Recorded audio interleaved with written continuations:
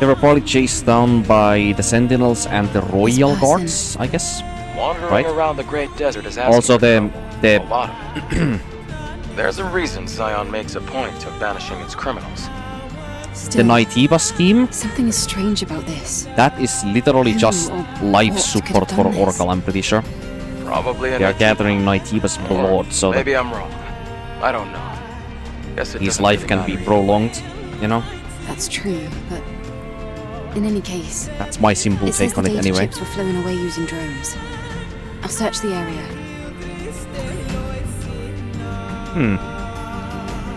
You know, I guess they could also be capturing Naytibas for Adam, possibly too. You know, maybe Adam brings them to the nest or something. I mean, after all, Adam also saved Orcal when he was on the brink of death as well, and gave Orcal another chance despite of him being a, you know, Naytiba. So...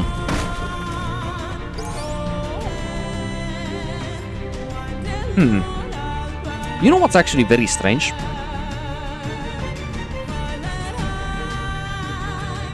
Orcal, to my understanding, is the only naytiba fusion with an Andro-Eidos that was a like hostile naytiba without self-consciousness or cognitive capability that became once again sentient and capable of cognitive thinking and discussion later after being fused with an Andro-Eidos member.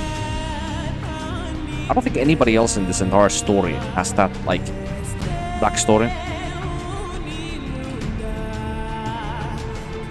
All of the other fusions are like the Andro-Eidos part or the robotic part or the combat droid part is the one that does the thinking process, and the quantum brains limiter being released or having been released by Mother Spheres' network connection after the final war is the reason as to why they became so smart.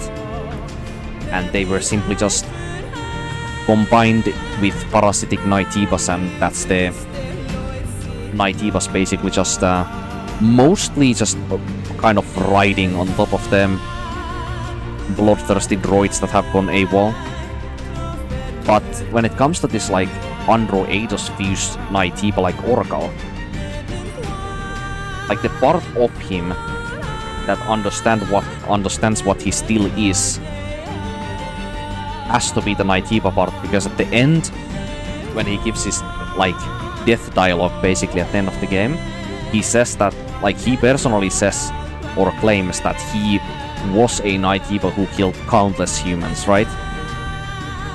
And the way he says it, it's hard to say from his dialogue alone and choice of words if he himself personally feels like that is him, or if that is something, some kind of like context that he should know, because the droid part of him or the Andro-Eidos member part of him is the one that is recalling those memories or that knowledge. And this time, even though the consequences are the same, it actually matters very greatly which way the intent or the components of that entire scene work. Because that would somehow mean then that if a naytiba, or if you have become a full hostile naytiba, then your human side is actually able to be somehow revived back. And that is something that this game's story never even bats a second eye to at any given point, besides with characters like Raphael Marx, I suppose, or Adam. But we don't know if Adam ever was like a naytiba. We know that he obviously was a human, but we don't know if he ever became a full-blown naytiba. On his own words, he says that the Elder Naytiba is a naytiba or a human that has not surrendered to their hostile instincts. So based off that description, it would imply that Adam was never a fully blown naytiba, but he was more so like human first and foremost, and then he became partially naytiba later. So even he is not as special as Orcal if Orcal actually is like... If the sentient part of Orcal is the naytiba part. And that's the part that we discuss with throughout the game. But that is something that we don't get answers to exactly. It's one of those questions that we are literally never gonna get context for, I think.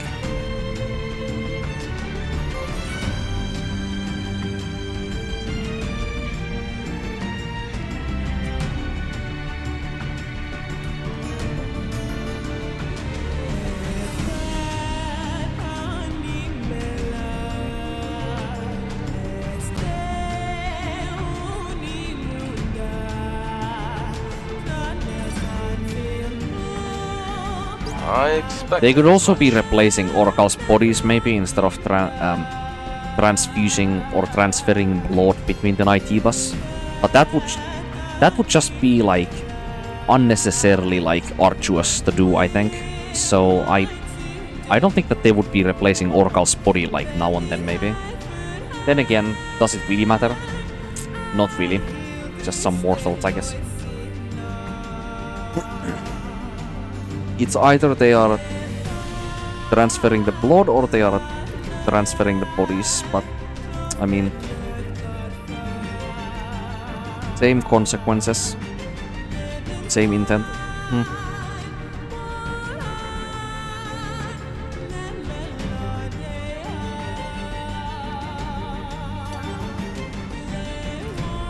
These people risked their lives for this.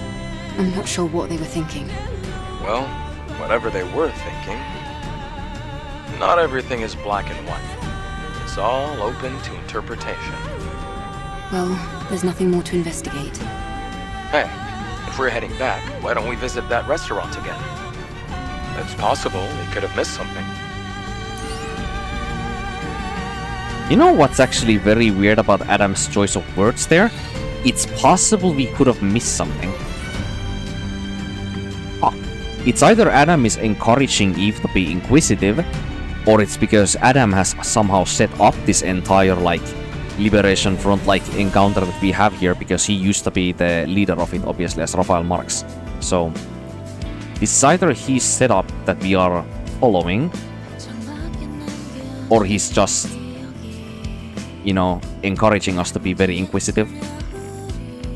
You know, playing on Eve's, like, curious nature. It's likely him playing on Eve's curious nature more because he was very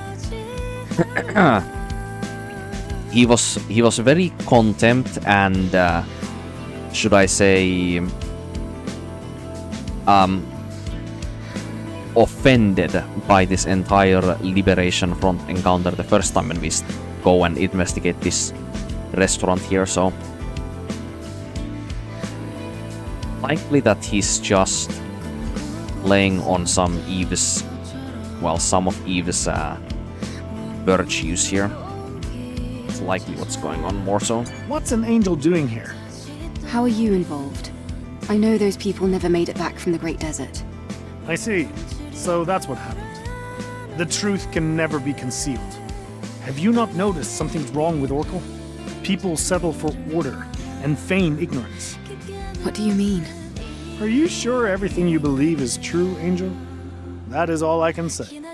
But remember, next time, you might end up in our shoes.